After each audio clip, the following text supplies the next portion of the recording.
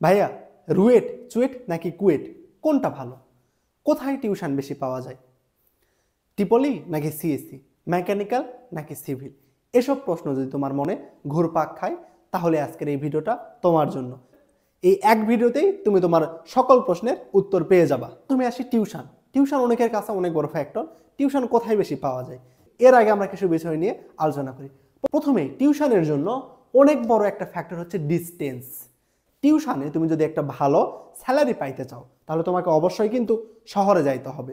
তোমাকে দেখতে হবে যে তুমি যে ভার্সিটিতে পড়তেছো সেটা শহর থেকে কত দূরে। প্রথমে যদি আসি চুয়েটের কথায়, চুয়েট শহর থেকে মোটামুটি 23 কিলোমিটার দূরে। তো তুমি যদি চুয়েটে পড়ে একটা ভালো অ্যামাউন্টের একটা স্যালারি পাইতে চাও তাহলে প্রত্যেক দিন তোমাকে 23 কিলোমিটার জার্নি করে শহরে যাইতে হবে এবং আসতে হবে। তো তুমি চুয়েটে পড়া অবস্থায় যদি শহরে গিয়ে তুমি টিউশন করাও তাহলে তুমি প্রত্যেক টিউশন প্রতি 7 থেকে 10,000 অ্যামাউন্টের স্যালারি পাবা। কিন্তু এখানে তোমাকে প্রত্যেক দিন এই ডিস্টেন্সটা অতিক্রম করে যাইতে হবে এবং আসতে হবে। অথবা তুমি যদি চুয়েটের আশেপাশে টিউশন করাতে চাও তাহলে হয়তো বা 4 থেকে 5,000-এর মধ্যে স্যালারি পাবা। এবার আসি কুয়েটে। কুয়েট মোটামুটি শহর থেকে 12 কিলোমিটার দূরে। তো কুয়েটে পড়ে যদি তুমি টিউশন করাইতে চাও এবং ভালো অ্যামাউন্টের একটা স্যালারি পাইতে চাও তাহলে তোমাকে প্রত্যেক দিন এই 12 কিলোমিটার জার্নি করে শহরে যাইতে হবে এবং আসতে হবে। এবং কুয়েটের ক্ষেত্রে মোটামুটি তুমি 6 থেকে 8,000 টাকার মধ্যে স্যালারি পাবা। আর তুমি যদি কুয়েটের আশেপাশে টিউশন করাও তাহলে হয়তো বা তোমাকে 3 থেকে 4,000 টাকার মধ্যেও টিউশন করানো লাগতে পারে। এবার আসি রুয়েটের কথায়। রুয়েট কিন্তু একদম রাজশাহীর মেন শহরে অবস্থিত।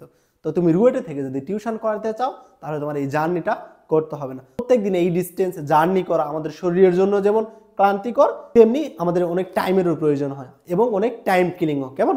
তুমি যদি এই জার্নিটা না করতে চাও প্রতিদিন তাহলে রুয়েটটা তোমার জন্য বেস্ট অপশান হতে পারে। কিন্তু রুয়েটে এখানে কিছু প্রবলেম আছে টিউশনের জন্য। কি? রুয়েট শিক্ষানগরী, এখানে অনেক বেশি স্টুডেন্ট আছে।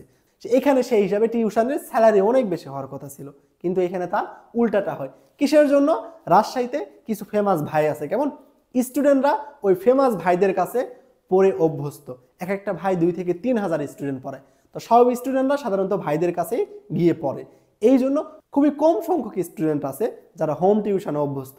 আর একই সাথে রাজশাহীতে রাজশাহী মেডিকেল কলেজ, রুয়েট এবং রাজশাহী ইউনিভার্সিটি, 3টা ভার্সিটি আছে যেখানে পরিমাণে স্টুডেন্ট আছে যারা টিউশন করাতে চায়। সেই অনুযায়ী আমার এখানে স্টুডেন্টের চাহিদা কম, স্টুডেন্টরা কম পড়তে চাচ্ছে কিন্তু টিচারের সংখ্যা অনেক বেশি, যার ফলে রাজশাহীতে টিউশনের স্যালারি অনেক কম। রাজশাহীতে গড়ে টিউশনের স্যালারি 4 থেকে 5,000, আবার অনেকে 3,000 টাকায়ও তোমার টিউশন করায়। কেমন? তবে এখানে বিশেষ দ্রষ্টব্য একটা টিউশনের জন্য। তুমি টিউশনের ক্ষেত্রে নিজের মার্কেট যদি তুমি নিজে গড়াই নিতে পারো তাহলে তুমি নিজের ইচ্ছা মতো যে কোনো জায়গায় থেকে নিজের স্যালারি বাড়াইতে পারবা। তাতে তুমি রুয়েটে পড়ো, চুয়েটে পড়ো বা কুয়েটে পড়ো, কিছু যায় আসে না। তুমি যদি তোমার মার্কেট ভ্যালুটা বাড়াইতে পারো তাহলে তুমি নিজের ইচ্ছা মতো টিউশন স্যালারি হাঁকাইতে পারবা এবং তোমার টিউশনের জন্য কখনো চিন্তাও করতে হবে না। অনেকে যে টিউশন পায় না, কিসের জন্য পায় না? টিউশন পাওয়াটা তোমার মূলত লিঙ্ক আপের উপর ডিপেন্ড করে, যে তুমি ভার্সিটির বিভিন্ন ভাইদের সঙ্গে কিভাবে লিঙ্ক করতে পারতেছো বা তুমি এলাকার বিভিন্ন মানুষজনের সঙ্গে পরিচিত কতটা, এর উপর ডিপেন্ড করে যে তুমি টিউশন পাবা কি পাবা না। এবার দেখি যে রুয়েট চুয়েট নাকি কুয়েট, ভাইয়া কোনটা ভালো? এইটা নিয়ে প্রতিনিয়ত মারামারি লেগেই থাকে। কোনটা ভালো এইটা আমি কিছু ক্রাইটেরিয়ার উপর ভাগ করছি, তো এটা সম্পূর্ণ তোমরাই ডিসাইড করবা যে তোমার জন্য কোনটা ভালো। তো প্রথমে এক্ষেত্রে তোমার এক্সট্রা করে যদি কোনো ড্রিম থাকে যে আমার রুয়েটে পড়বো বা চুয়েটে পড়বো বা কুয়েটে পড়বো তাহলে তুমি সেইখানে যাইতে পারো, এখানে অন্য কিছুর আর ভাবার প্রয়োজন নেই।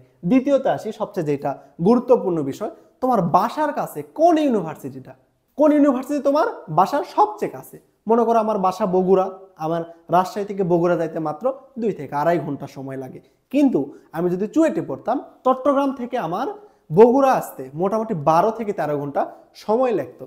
তো বুঝতেই পারতেছে এই বিষয়টা তোমার কাছে কত বেশি ক্রান্তিকর এবং প্রবলেমেটিক হইতে পারে। আরেকটা বিষয় হচ্ছে ভাষা।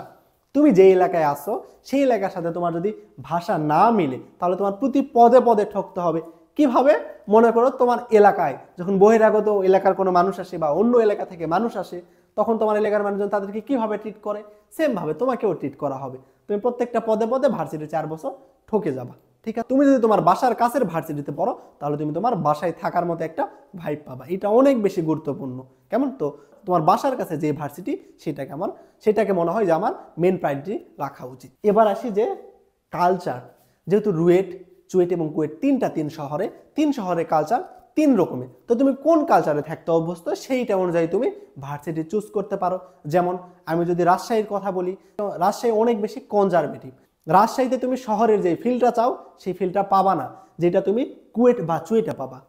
চুয়েট অনেক প্রাণবন্ত শহর, তো তুমি সেইখানে শহরের ফিলটা পাবা।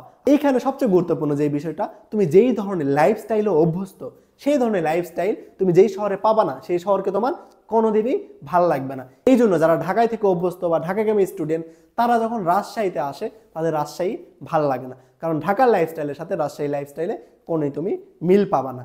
তবে এর বাহিরেও রাজশাহী শহরটা অনেক বেশি সুন্দর, অনেক পরিচ্ছন্ন, নিরিবিলি। তুমি যদি একটা জ্যামহীন শহরে থাকতে চাও তাহলে তোমার রাজশাহী তোমার জন্য বেস্ট চয়েস হইতে পারে। এবার ফ্যাসিলিটিসে আসি। তোমরা অনেকেই বলো যে কোন ফ্যাসিলিটিতে ল্যাব ফ্যাসিলিটিস ভালো, কোনটাতে ভালো না। মূলত রুয়েট, চুয়েট, কুয়েট তিনটাতে সেম ল্যাব ফ্যাসিলিটিস তুমি পাবা। সব জায়গায় পর্যাপ্ত পরিমাণে ল্যাব আছে। তো ভার্সিটিতে ভর্তি হওয়ার আগে এই যে ল্যাব নিয়ে পোলাপান খুব লাফালাফি করে। কিছুদিন ভার্সিটিতে যখন এসে ল্যাব করবা, কিছুদিন পর দেখবা ল্যাবের পারে আর নিতে পারতেছে না, ল্যাব ভালো লাগতেছে না, ল্যাবের হয়ে পালাই বেরাবা। এখন এই ডিসিশনটা তোমাদের সম্পূর্ণ যে রুয়েট, চুয়েট নাকি কুয়েট তুমি কোনটায় ভর্তি হবা। এবার আসি ডিপার্টমেন্ট, যে তুমি কোন ডিপার্টমেন্ট নিবা, ট্রিপলি নাকি সিএসসি, মেকানিক্যাল না, এসব নিয়ে অনেক কথাবার্তা আছে। তো এটা তুমি কোনটা নিবা সেটা তোমার উপর ডিপেন্ড করতেছে। এই সিদ্ধান্তটা সম্পূর্ণই তোমার। আমি তোমাকে জাস্ট কিছু বিষয় বলে দিব, এগুলোর উপর ডিসাইড করে তুমি সিদ্ধান্ত নিবা। প্রথমেই ডিপার্টমেন্ট চুজের ক্ষেত্রে তোমার প্রথমেই যে বিষয়টা ভাবতে হবে সেটা হচ্ছে চাহিদা। যে তুমি এখন যেই ভার্সিটিতে, তুমি এখন যেই ডিপার্টমেন্টে ভর্তি হচ্ছ, সেই ডিপার্টমেন্টের তুমি 4 বছর পরে সেটার চাহিদা কেমন হইতে পারে, এইটা তোমাকে আগে সবচেয়ে বেশি চিন্তা করতে হবে। যে 4 বছর পরে কোন ডিপার্টমেন্টের সবচেয়ে বেশি ট্রেন্ড হইতে পারে, এইটা তোমাকে প্রথমত চিন্তায় আনতে হবে। সবার মতো তুমি যদি সমুদ্রের জলে গা ভাসাই দাও তাহলে মারা খাইতে হবে। একটা তোমাদেরকে উদাহরণ দেই, যখন বাংলাদেশ ট্রিপলি সিএসসি নতুন আসলো, বাংলাদেশে অনেক বড় বড় মেগা কোম্পানি তৈরি হলো, তখন ট্রিপলি সিএসসি গ্র্যাজুয়েটদের অনেক বেশি চাহিদা একবারে বেড়ে গেল। কিন্তু বাংলাদেশে তখন সেই পরিমাণে এই ট্রিপলি সিএসসি গ্র্যাজুয়েট ছিল না। এই জন্য শুরু থেকে দেখা যাচ্ছিল অনেক বেশি তাদের স্যালারি হচ্ছে। এইটা দেখে সবাই একদম এই ডিপার্টমেন্টগুলোর প্রতি ঝুঁকে পড়লো। তুমি দেখবা প্রাইভেট ইউনিভার্সিটিতে এমনি ডিপার্টমেন্ট হয়তো 200-300 আছে, ট্রিপলি সিএসসির পরিমাণে হয়ে গেছে 1200-1300। তো এইখানে বুঝতেছো সবাই যেহেতু এই ডিপার্টমেন্টগুলোতে আসতেছে, তো এখানে কিন্তু হিউজ পরিমাণে কম্পিটিশন। কেমন? তো এখন কিন্তু চাহিদা অনুযায়ী এই সাবজেক্টগুলোতে অনেক বেশি কম্পিটিশন হয়ে গেছে। এই সাবজেক্টগুলো নিলে তোমাকে অনেক বেশি স্কিলড হইতে হবে, না হলে সমুদ্রের জলে ভেসে যাইতে হবে, কিচ্ছু করার নেই। তো এই ক্ষেত্রে তুমি কি করবা, তুমি ভেবে দেখবা যে 4 বছর পরে কোনটার বেশি ট্রেন্ড হইতে পারে। উদাহরণ হিসেবে তোমাকে বলা যাইতে পারে যেমন আইপি। প্রত্যেক ভার্সিটিতে কিন্তু দেখবা আইপিতে খুব স্বল্প সংখ্যক সিট আছে এখানে, এবং আইপি থেকে বের হয়ে কোনো গ্র্যাজুয়েটই বসে থাকে না। অথবা কেমিক্যাল হইতে পারে, অথবা তুমি মেগাট্রনিক্স ইঞ্জিনিয়ারিং এর কথা চিন্তা করতে পারো, অটোমোশন বা আর্টিফিশিয়াল ইন্টেলিজেন্স, যেগুলো বুঝতেছো যে সামনে 4 বছর পর কোন পর্যায়ে যাইতে পারে, এগুলো ট্রেন্ড কতটা। তো এইটা তুমি চিন্তা করে দেখবা যে কোন ডিপার্টমেন্টের ট্রেন্ড 4 বছর পর বেড়ে যাইতে পারে বা কোনগুলোর চাহিদা বেড়ে যাইতে পারে, তুমি সেগুলো চুজ করতে পারো। এটা তোমার জন্য বেস্ট অপশন হবে। এছাড়া এক্সট্রা করে তোমার যদি কোনো ডিপার্টমেন্টের প্রতি প্যাশন থাকে তাহলে তো সেটা অবশ্যই নিবা, আর এখানে ভাবাভাবির কিচ্ছু নেই। এবার আসি যে ভাইয়া ডিপার্টমেন্ট আগে নাকি ভার্সিটি আগে।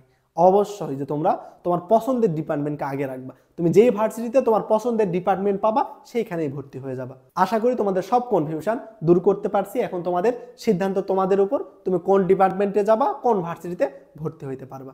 সবাইকে অসংখ্য ধন্যবাদ। আর ভিডিওটি ভালো লাগলে অবশ্যই লাইক, কমেন্ট এবং সাবস্ক্রাইব করবা।